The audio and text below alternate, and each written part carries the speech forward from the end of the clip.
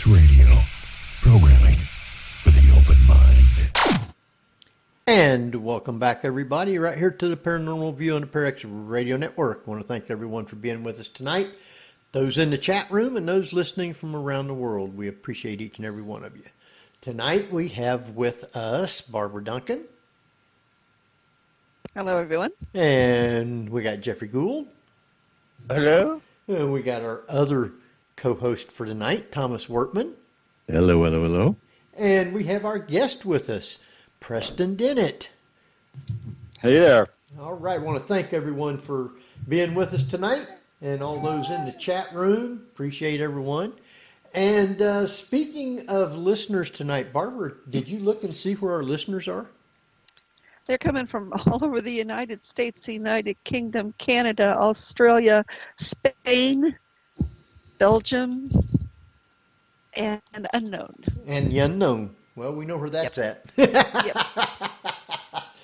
Well, we Outer got space. We always got that guy. We got a bunch of listeners. It's interesting because the UFO shows always have the unknown guys for some reason. Yeah. So, all right, Barbara, you wanted to start some things off, so go right ahead. Yeah. Well, Preston, in your new book, On Board UFO Encounters, True Accounts of Contact with Extraterrestrials, there are a few instances where you talk about people seeming suddenly summoned by these beings, and not necessarily as a verbal thing, but more like a telepathic one. And I'm wondering if that's a common case, but also with Thomas's experiences, are there situations in which people start to recognize others through an abduction experience? Like a collective, yeah.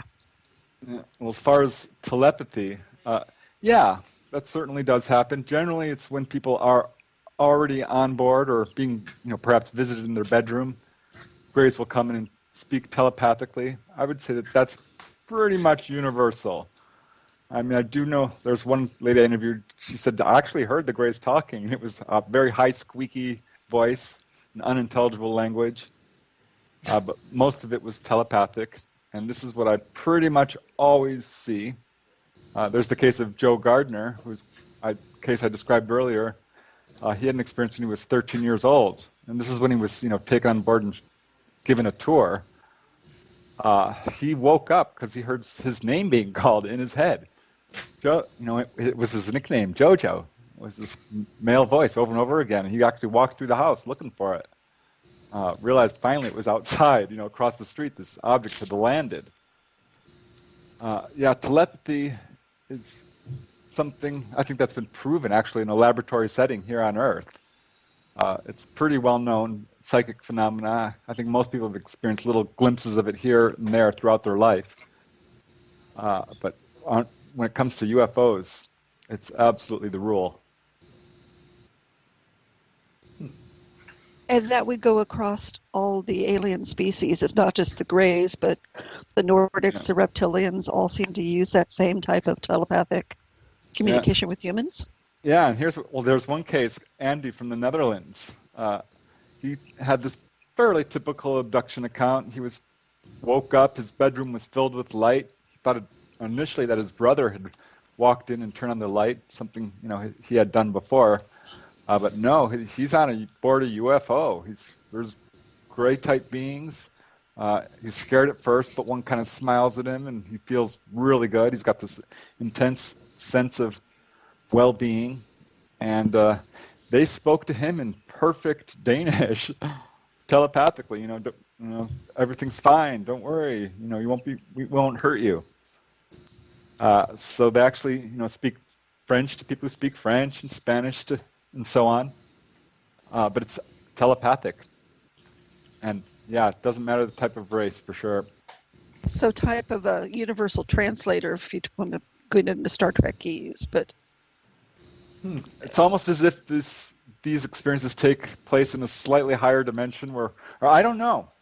It's very strange because this happens with even between abductees who are being abducted together. Can read each other's minds. This is us, or they're speaking telepathically to each other. Really? Yes, this is what Melinda Leslie described to me when I interviewed her about an experience where she was taken with her two friends, and they were all uncomfortable about undressing in front of each other and being physically examined, but they spoke telepathically. Wow. I know there's one case which kind of intrigued me. This is not a personal one, but it's one I read, where a guy saw a UFO and he's looking up at it, and suddenly he heard telepathically the occupants saying, "Oh no, he can see us," and it darted away. Wow. Go ahead. No, go ahead, Henry. I got a question from the chat room from Kat, and she wanted to know from the both of you, why do you think the aliens never have protective gear on? Well, this is something we certainly, generally speaking, people describe the ETs as wearing a jumpsuit, a very tight, skin-tight bodysuit. And some say, I don't even know if they had any clothes on at all.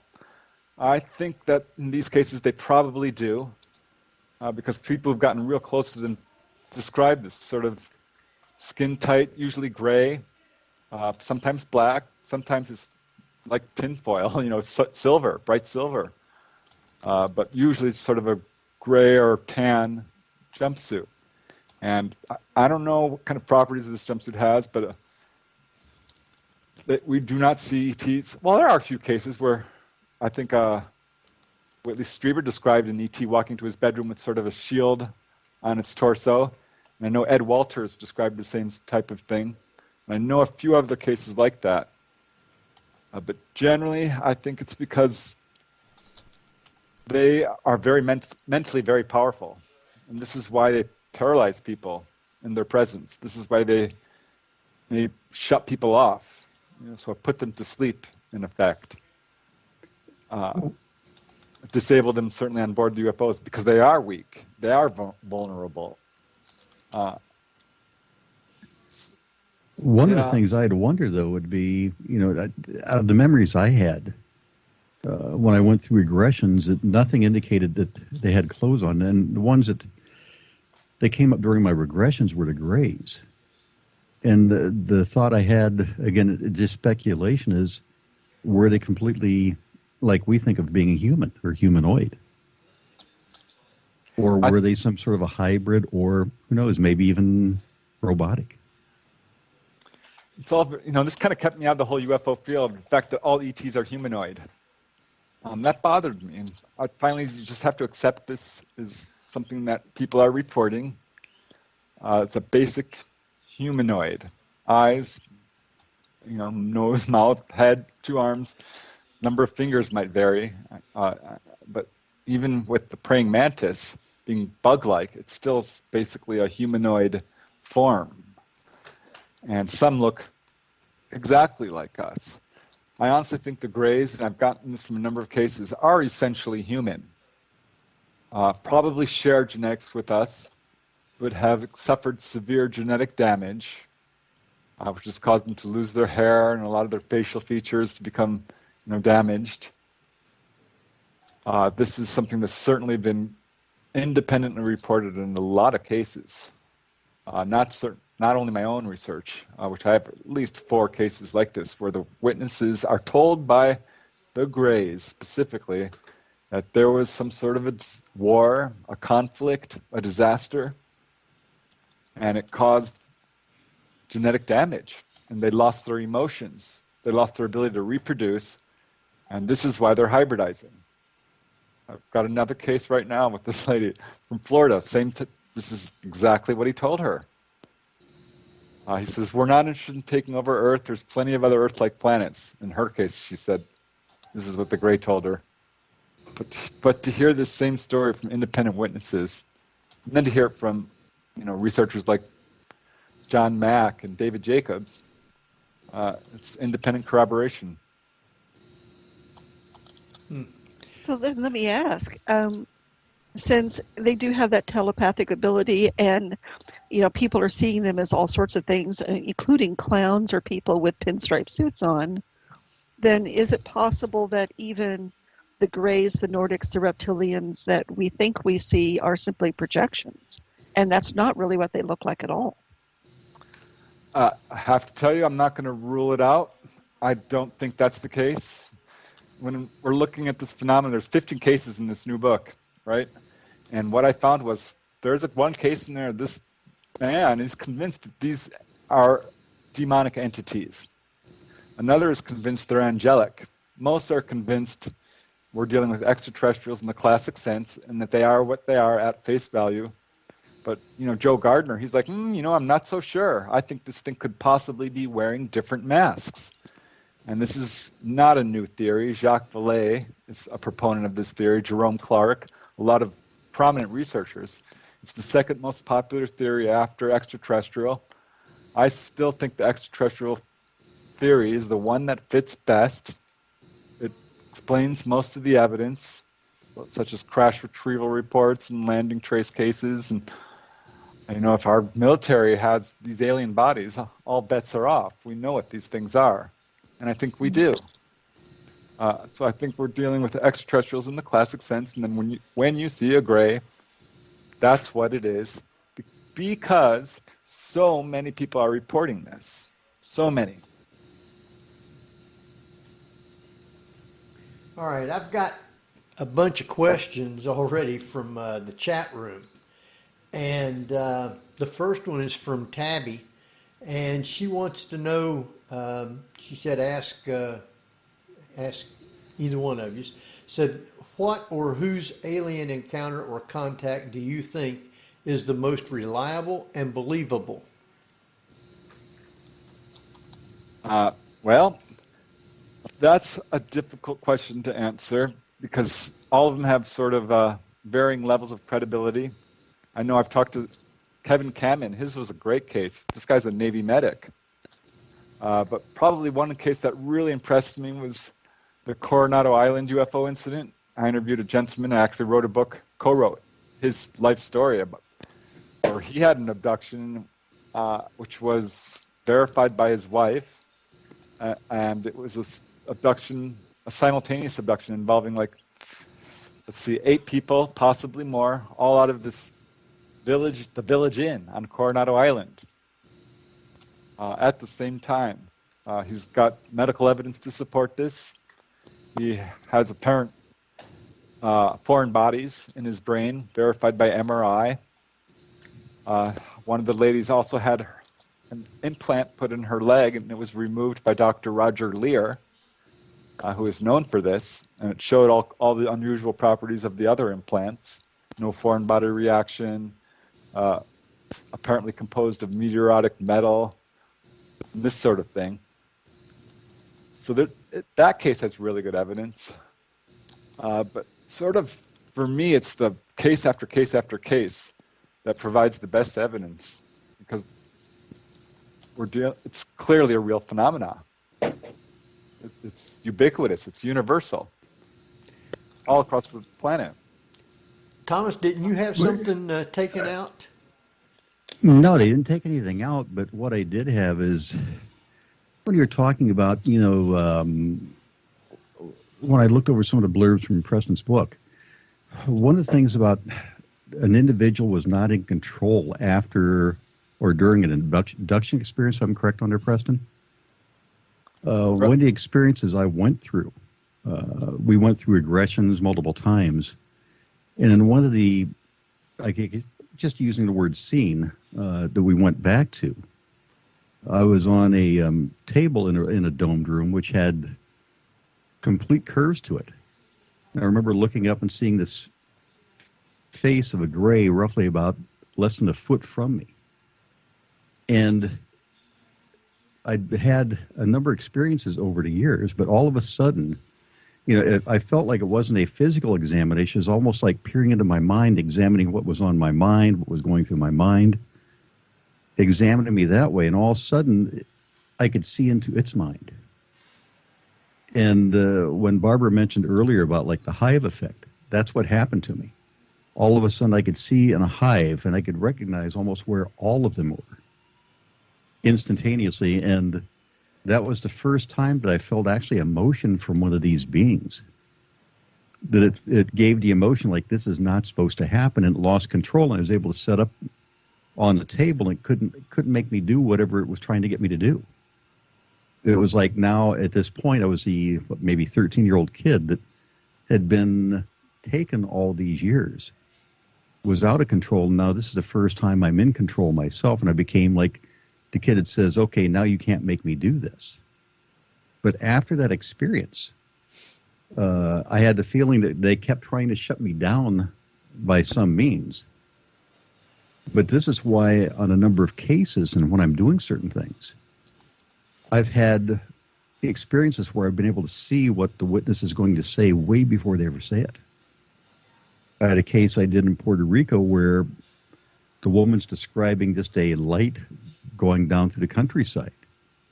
All of a sudden, I had a vision in my mind of her sitting in a room, looking towards windows completely surrounding the room, and a silhouetted figure that was lower than the normal rooms in that same room standing.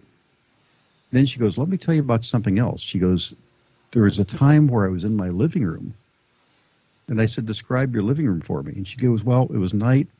I had all these windows going around me. And she goes, there was an entity standing in front of me. I said, really? I said, how tall was it? She goes, well, it seemed odd because it wasn't at the same height I was. I'd seen all that a minute or so before she told me.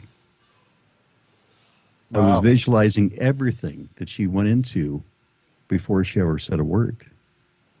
And I've done that same thing on cases with missing time of fishermen. I was able to see things in my mind. And as a matter of fact, with Simeon Hine, who does remote viewing, we did an exercise, and I drew exactly what he had before he even started talking about what he wanted us to draw, what he wanted us to do. So it's almost like it's opened up a channel at times when I've done certain cases that I can see what's going on. Yeah, this doesn't surprise me at all. I think this is an after effect of a UFO experience. It's a gift they give. This is what they've specifically told people. And because this sort of psychic ability, something I see pretty much, at least in 50% of the cases, people have this kind of ability to do remote viewing or give psychic readings or something very out-of-body travel. All kinds of stuff like this. One case that comes to mind is Gary from England. That's not his real name. He and his wife both have all kinds of psychic experiences. He has regular out-of-body experiences. He's been dealing with the Greys ever since he was a little boy. He remembers being taken on board. He's fighting with them. Actually, at some point, he had a Grey appear next to his bed. He jumped up and socked this thing in the face. Ow!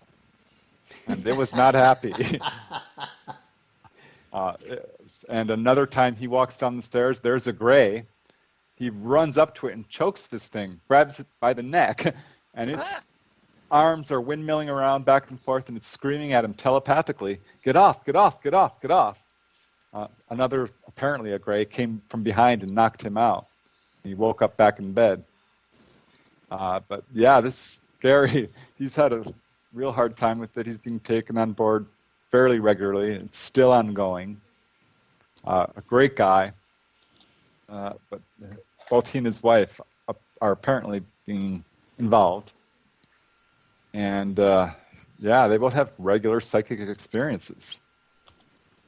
Well, to paraphrase a question in chat, why do you think they would give abilities like that to us? Is it just another part of the hybridization process that they're trying to do? Or is it part of that agenda of revelation that they're out there at some point?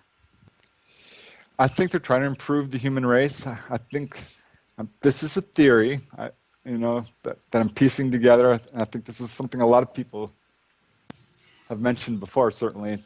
I'm not the first one, but they've been genetically intervening for a long time.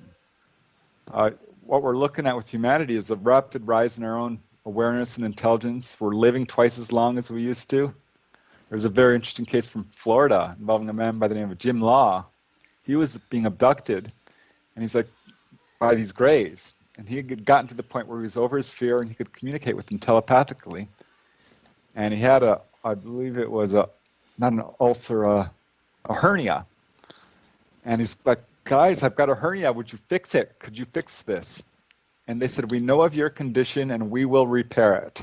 And they did, which really surprised him. He's not sure how they did it. It was very quick. And he asked them, why are you abducting me? Why are you taking me?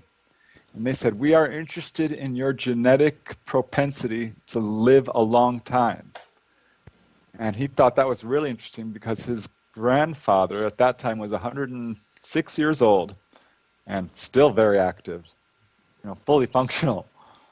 So this kind of points towards, I think, what they're interested in, certainly.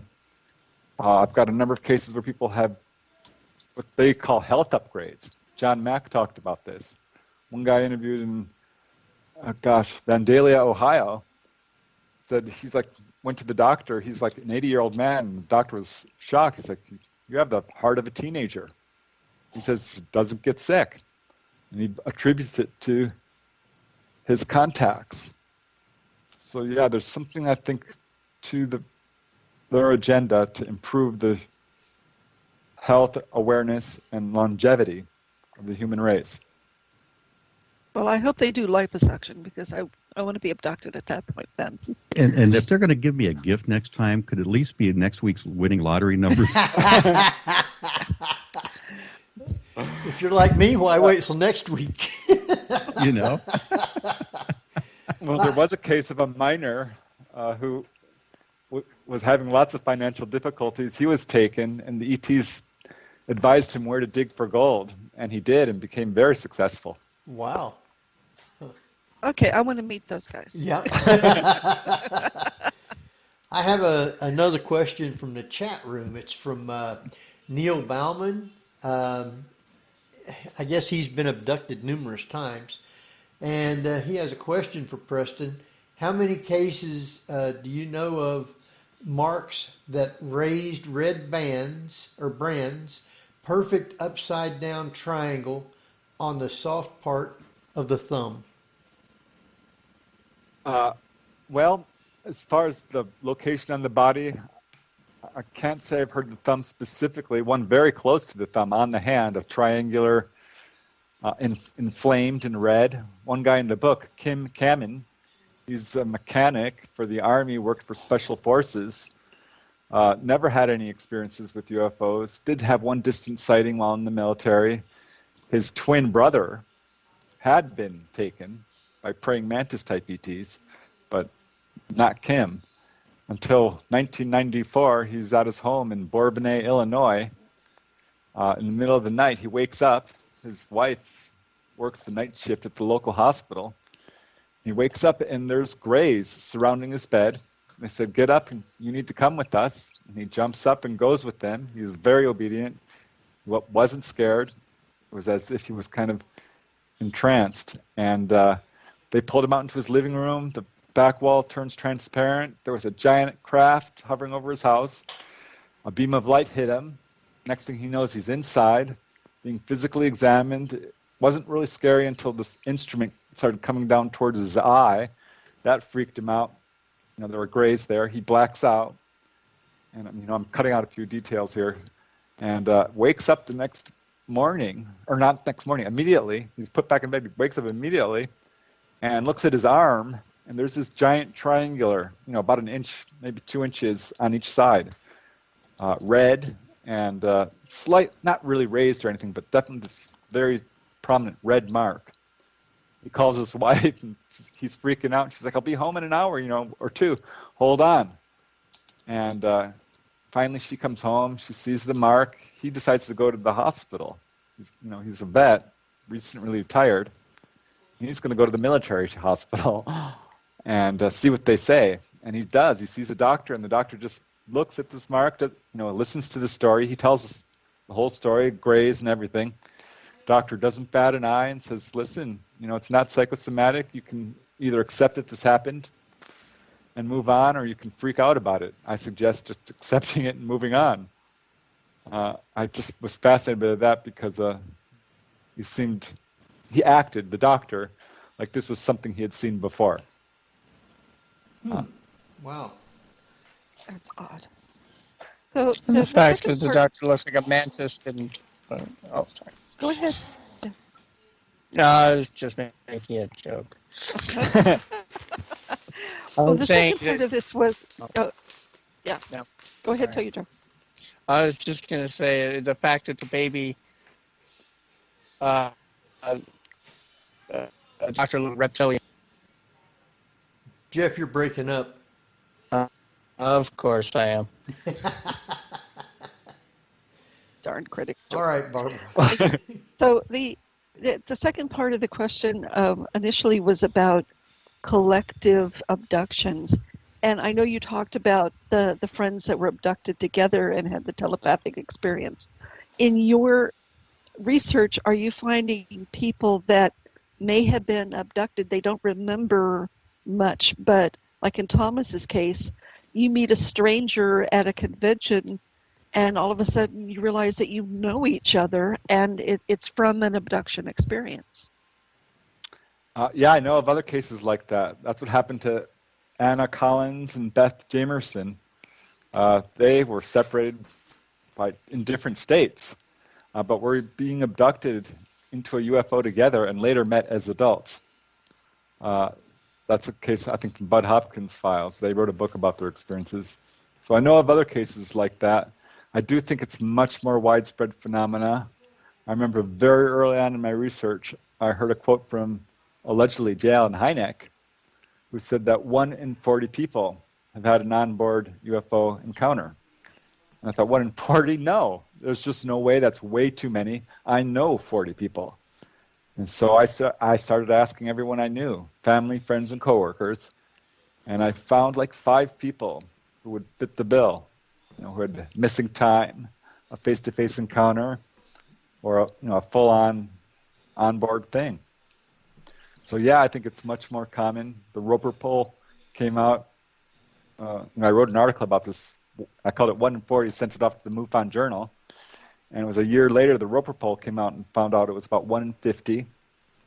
I do think it's probably of epidemic proportions. I know Gary, the guy from England, had an experience where he was on board a UFO. There was a human-looking female next to him, and he turned around. She tried to stop him from turning around and said, no, don't look. But it was too late. He realized he was in this warehouse-sized room, and it was filled with people. They're all lying on the floor, mostly unconscious. I know of other cases like this where abductees have seen rooms just filled with people. And I'm guessing most people don't remember their abductions at all, period. So these are mass abductions at any one specific time and probably from different places. I think so, because if you go through the whole enormous database on abduction cases, that's a detail that turns up fairly consistently. See, I don't remember one like that, Barbara, but I was talking to another MUFON investigator out of the New York region, and she was telling me, she says, one of my friends was talking about going through an abduction experience. And she goes, she was describing, other people around her on board the craft, and she goes, she started describing somebody that sounded exactly like you. I said, what? 2 people like me? Right. And she goes, no. She goes, she described the individual's background. She goes, I know what your background is, and it sounded exactly like you. And she goes, what I did as an experiment, she goes, I got out some pictures. Yours was one and mixed it with a bunch of other ones, so she basically put me in the lineup. And she goes, she reached in and picked out your picture and said, this is the guy I was talking to the whole time. Now, I don't remember anything like that, but this is only maybe 6 years ago, 7 years ago at the most, something like that. Did you have any missing time then? Well, sometimes it's hard to say as you get older. There's a lot of stuff missing. Time a lot, but I don't remember in that particular time. But it was most likely when I was sleeping one night. But there have been some times that there was one night I was driving home from work when I was working, And I remember leaving work, getting on a highway. And the next thing I know, I'm like 30 miles past where I was supposed to stop at it for home. Huh. And I don't know how I got there because I don't remember one single thing between point A and point B. Other than just realizing, what the heck am I doing? I'm 30 miles too far. Wow. I had that once happen to me with my sister-in-law. I still think we just overshot, but she's like, no. Because I remember suddenly she says, where are we? I'm like, huh. And we're taking the 118 freeway, and we're supposed to turn into the San Fernando Valley, and instead we ended up on the other side of Simi Valley. Wow. Oh, this I just remember just leaving work, getting on the highway, and that was the last thing I remembered until, boom, here I am. Wow. And if I was sleeping, I don't know how I made all those turns. I kind of did something like that one night coming back from one of the missile sites. It's about 15 miles from Minot to the base itself. And I don't remember anything after leaving Minot. And of course that was like 2, 3 o'clock in the morning, so I was pretty sleepy. I don't know how I would have drove that whole length and be asleep, but I woke up as I was getting to the base, and that's all I remember. Yeah, This was reading into one of your stories that fascinated me, and that is the lady with the car who would drive everywhere, and she had mechanics replace all the copper in the car with silver because she said they were tracking her by copper. Yes, that's a very strange case, which I included. I got to know the witness very well, James Santiago. He became a great friend. Unfortunately, he passed away of prostate cancer some years back. But what an amazing story. He was a nightclub performer, a singer. This is quite some time ago, 1980s, and was performing in Calgary, in Canada, and had a booking in Vancouver. He was just going to fly across the Canadian Rockies. He doesn't enjoy car drives. And turns out his makeup artist, her mother is a very famous painter, very wealthy woman and extremely eccentric. And that's the lady you're talking about. And she's became great friends with James. And she's like, I'm going to Vancouver. Why don't you drive with me? And he's like, no, I'm not going to. I'm not going to drive with you. And just worked on him until he's like, fine, I'll go with you. And so they're going across the Rockies, and they're like 20 miles out, and she turns to him and says, do you have any change on you? And he's like, of course I have change. This was a very eccentric woman. And he's like, oh God, what's next? And he's like, yeah, I have change. Why? He says, well, if you have anything with copper in it, you need to take it out and give it away, get rid of it. There's no copper in this car. I've had it specially designed. And he's like, why? She says, well, I'm being followed by UFOs. And he's like, great. He had never really thought much about UFOs or anything really paranormal. He did see a ghost as a young man of his mother after she had passed away. And was a pretty spiritual person. But this kind of threw him for a loop. And it's like, fine. They pulled over and he gave away all his coins. And to make a long story short, they're traveling through the peak of the Rockies there when she says, do you feel the pressure? And he's like, no. What are you talking about now? And she's like, oh, you'll feel it. We're about to see a UFO. And a few minutes later, he starts to feel this pressure coming down on him. And I thought this was very interesting because I've had a number of witnesses describe this to me, a sort of a paralysis that comes over them when they're in the presence of a UFO or ETs, usually grays. And this pressure just gets stronger and stronger until it starts to become really uncomfortable. She's freaking out. He's starting to freak out when suddenly this beautiful, he said, circular object appears right over their car and starts tracking them down the highway.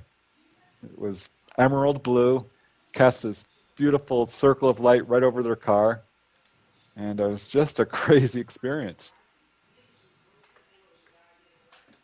Wow. I've got another question from the chat room from Tabby, and it's for Preston and for Thomas. Why has the Travis Walton case of abduction been downplayed in recent years? I think it's because it's a classic case that has burst into the mainstream. It's very much like Roswell. I love the Travis Walton case. I've met the guy. It's obviously a valid case. I don't think we've heard the end of it. But yeah, I mean, I heard that there was a documentary that they put out recently on it. I know he's still on the lecture circuit. It's a great case, and I hope he remains active in this field.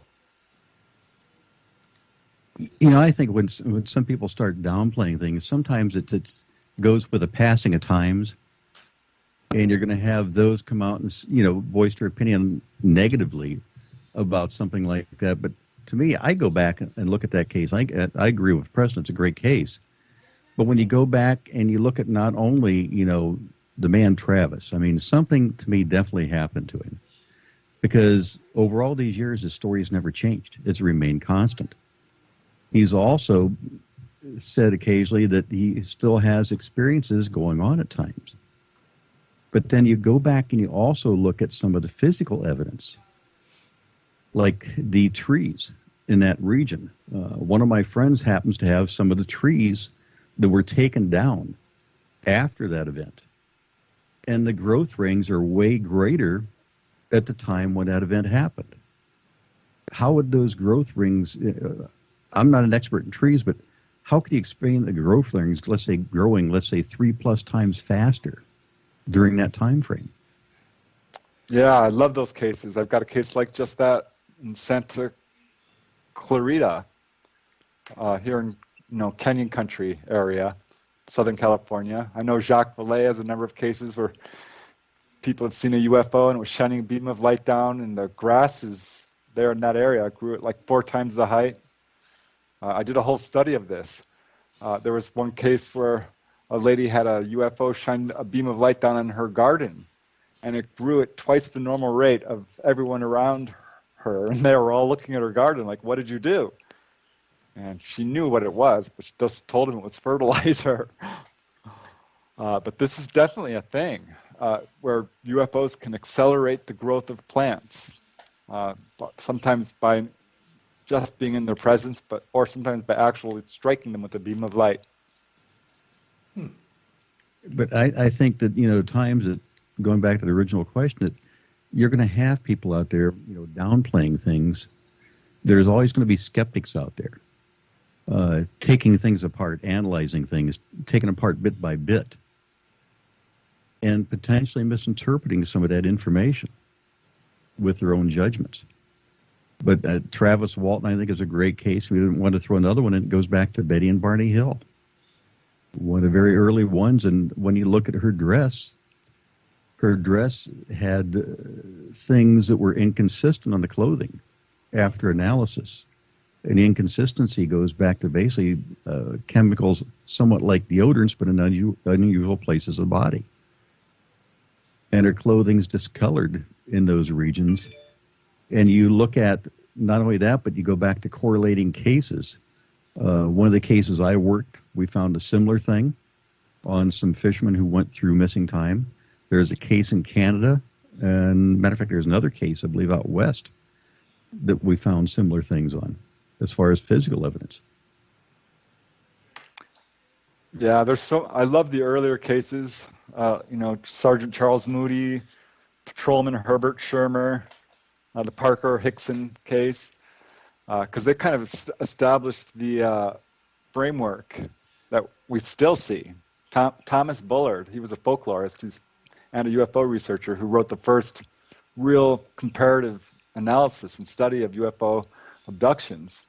And he outlined this whole structure that they have, and it's still true today, of this sort of kidnapping, capture, physical examination, a tour of the craft, messages given, and then return. It's the same pattern I still see in most cases. Otherwise, there's unique elements.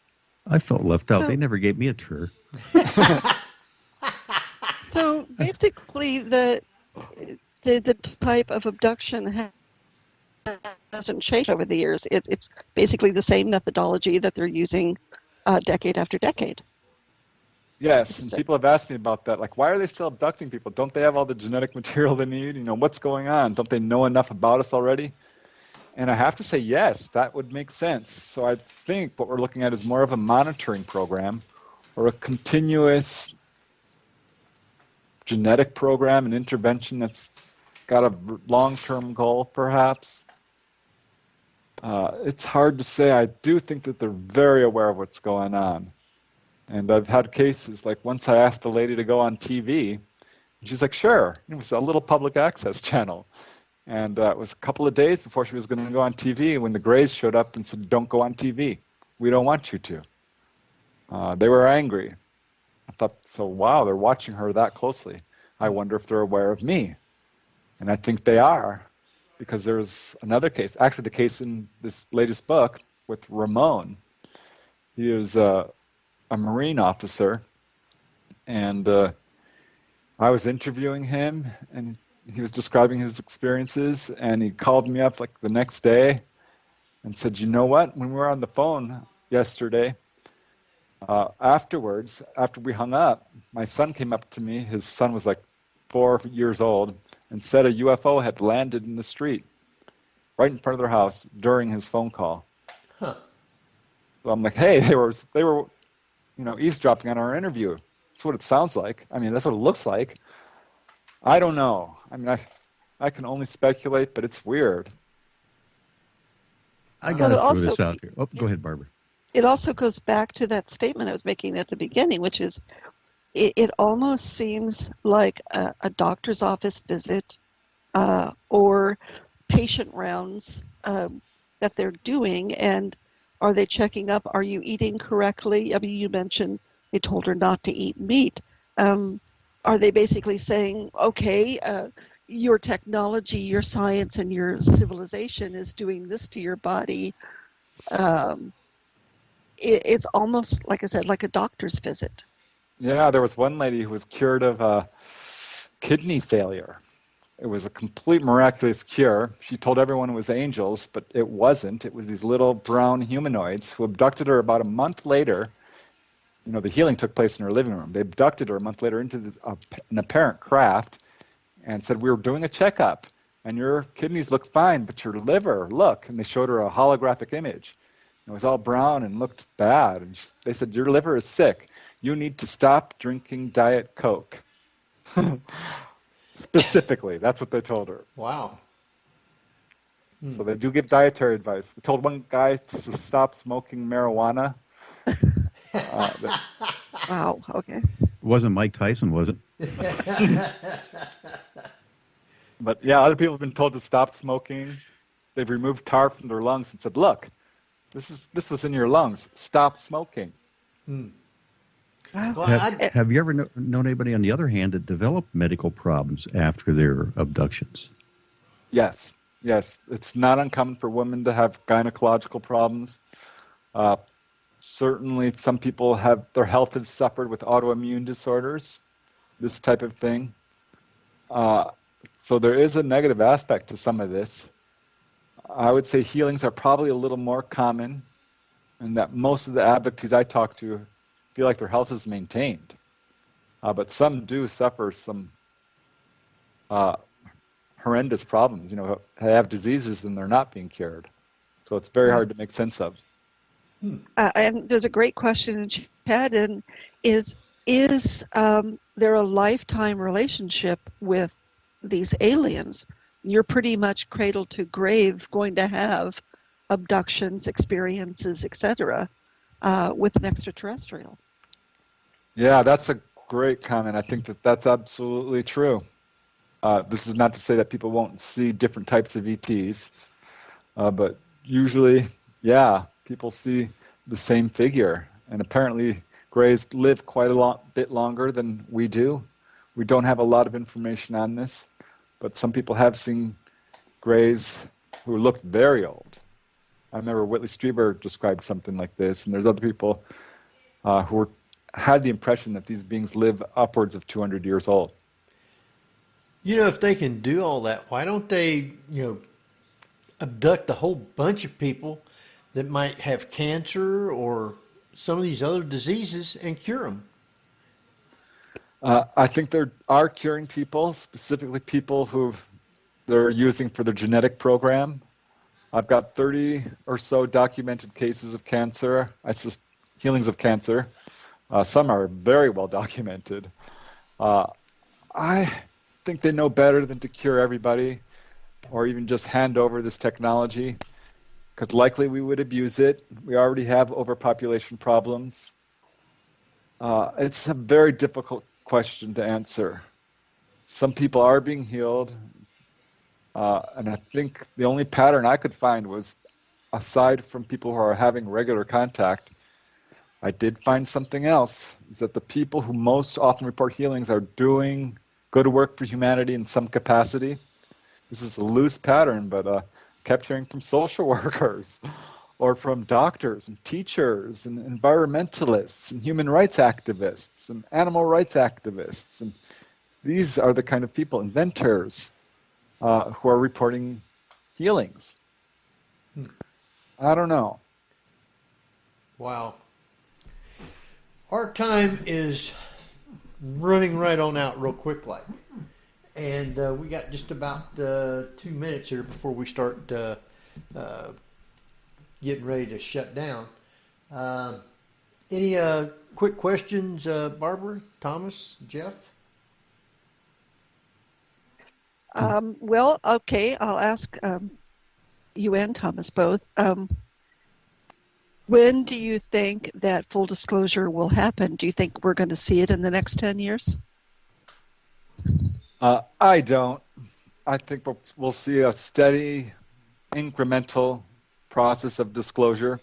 We're probably going to, at some point, see a fragment of metal coming from perhaps the civilian side rather than government. Government seems to be dragging its feet, certainly U.S. government. Yes, we had a Pentagon disclosure, but it was pretty small, quasi-official. It wasn't the Pentagon itself. It was former Pentagon officials. But does seem to be a great step. I'm not sure it's going to happen that quickly, because when I got in this field, there was already talk of it, and that was 30-some years ago, and it hasn't happened. But at some point, yeah, probably in our lifetimes. Yeah, I don't think it's going to happen right away, not unless it comes in the form of a tweet by somebody that letting something slip out all of a sudden. But Hey. I don't think it will either. Wow. I think it will happen. I hope so. I want to see the Roswell craft in a museum. I do. Oh, I agree. That's why I do this work. I think this is a very important subject. I think we probably have these crashed UFOs in our possession. I think that's what the evidence is showing us. We have this technology. We have healing technology. There's a number of whistleblowers saying that, yeah, we can cure tumors. We have technology from the ETs that they're using on a limited basis. So let's break this subject wide open. It's time to throw our attention, our money, and really work towards disclosure. Because once we have disclosure, I think open official contact will happen. It's really our own prejudices and our warlike ways that's preventing it. Wow. All right. Great having you back on again, Preston. And you say you got another new book coming out in about a month? Yep, On Board UFO Encounters just came out, and the next one is going to be UFOs at the Drive-In. At the drive-in. Well, I'll have to get me a copy, and we'll plan on sometime later this year getting you back on again. Hey, that'd be awesome. Okay, Thomas, why don't you give out all your quick information for people, and then I'll let Preston do that. Okay, well, if you want to check out my podcast, go to Ufodacy, which is on a number of the different podcasting networks. It's on demand. And if you also want to reach out and contact me, you can reach out and contact me through MUFONOhio.com. All right. Preston? Yeah, I have a website. If you Google my name, it should take you right there. The actual address is prestondennett.weebly.com. All my books are there.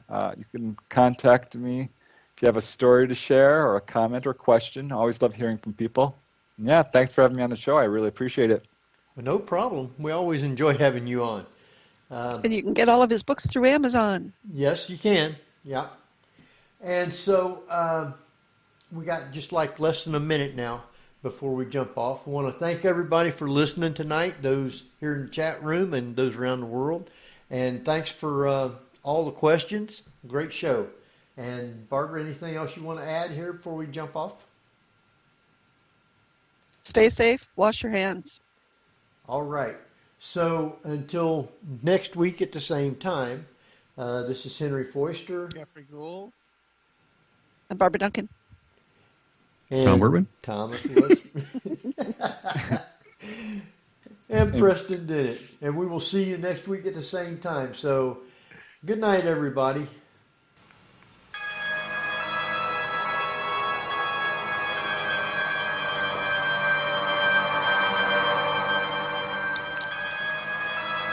You've been listening to the Paranormal View on the ParaX Radio Network. Join us again next week at the same time for more of the Paranormal View.